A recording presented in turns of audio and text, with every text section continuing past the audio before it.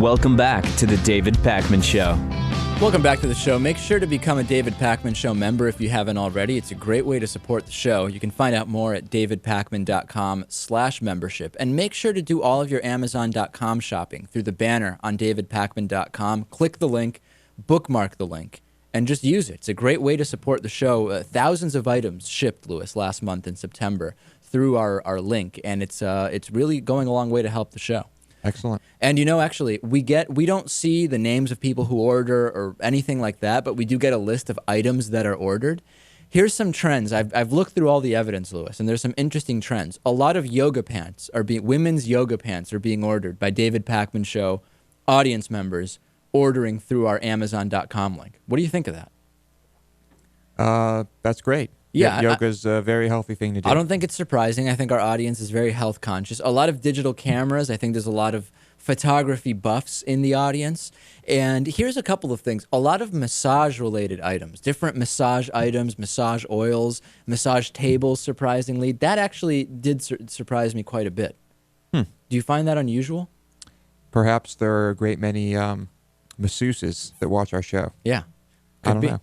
And also, did you want to say something, Natan? No, he doesn't. He thought he had a massage comment, but he doesn't.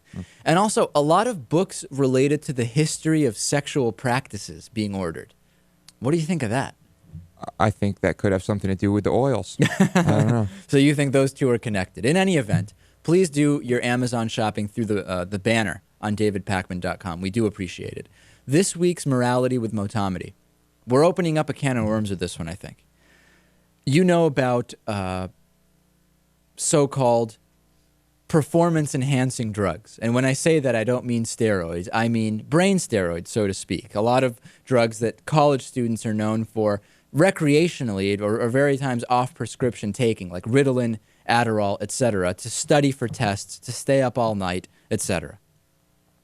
I'm aware. Yeah. You're aware. I'm very aware of this. If someone who does not have a prescription, who does not have a medical need for those, takes those medications in an off-prescription way, off-label way, or even just unprescribed, we know it's against the law, but should it count as cheating on tests in college? What do you think? In other words, if I don't have ADD and I go and buy Ritalin off the street, I take it to study, and then I do better on the test, am I cheating? No. Why not? I just don't see how it could enhance your performance that much. How much is it really helping you? I don't see how that could be considered cheating.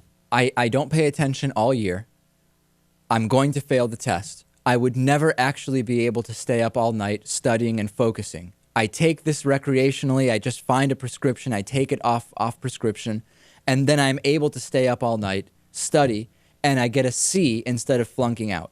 Is that not a situation where I'm not getting an A, I'm not cheating in that sense, but I really did not do my work. I should have failed the class, realistically, and I would have had I not found the Ritalin or Adderall. You know what? If you really wanted to stay up all night and study without it, you could have. And more power to you if you could not do anything and go to class and pass your final and yeah, why not? Okay, well, go ahead, Natan. I have a counter argument. The drug just makes it a little easier. Okay, Natan? Well, all right, this is what I think about it. When we talk about using steroids in sports, like, say, baseball. Right. The rules say that you can't do that.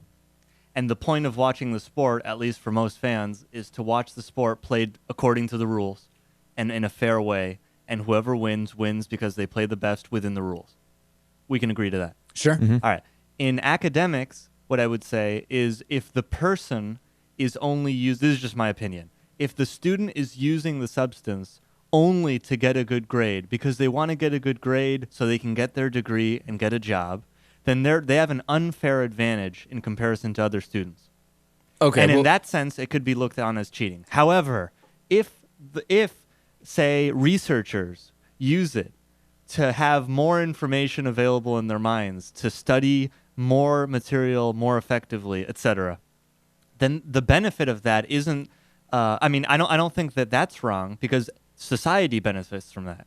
The smarter researchers are and scientists, the more information, the better the research will be, and in that sense, everybody benefits. Okay, no one so cares then let's take this to the next step. I have two hypotheticals.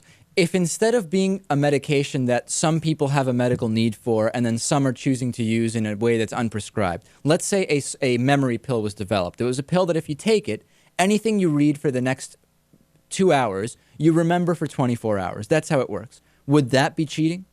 Would the pill be illegal? Would it be illegal? Is this a legal pill? Can anyone take it? No. I mean, in other words, Let's just say they're legal. let's say they're legal. Let's say that it's a legal pill if you have a prescription. If you have a prescription? Yeah. That's so weird. I mean, Let me ask you a different question. In sports, right, you could have a person who has a natural ability for a sport, but they take the entire summer off, right? And they lose some of those abilities. So they are below where the average person in their sport is. So they decide to take some steroids. The steroids aren't giving them an advantage above and beyond where they could have been if they were working out all summer. It just quickly in 2 weeks gets them back to where they would have been had they been working out the last 3 months. It's still at the same level they could be performing at, okay? Would that be okay? I can only say that if it's illegal to take the steroids in that sport or association, then it's not okay. I mean, but it's also illegal to take Ritalin and Adderall if you don't have a prescription. Yeah, but like I said before, I don't think it's giving anyone enough of an edge so that it makes that big a difference. Yeah. Well, what I would say in the case that you're talking about with sports is that the reason why people hate it when they find out that, say, Manny Ramirez or Alex Rodriguez used steroids is because now everything that they did is put into question on whether they played by the rules.